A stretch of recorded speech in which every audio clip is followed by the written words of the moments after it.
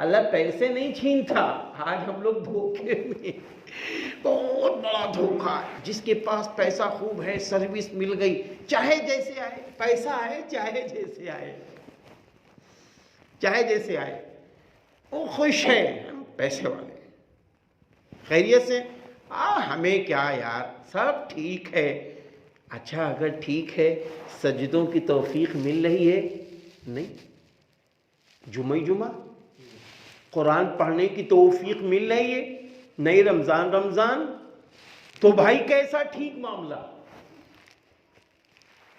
भी कैसा ठीक?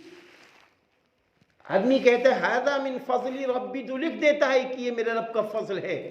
अगर आप पर रब का फजल है तो 5 वक्त की नमाज आपको नसीब क्यों नहीं हो रही है?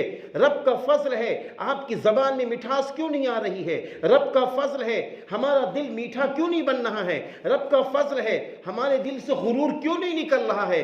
रब का फजल है, हमारे दिल में नबी की मोहब्बत क्यों नहीं है, सहाबा की मोहब्बत क्यों नहीं है, और लोगों की मोहब्बत क्यों नहीं है, अल्लाह के घर की मोहब्बत क्यों नहीं है?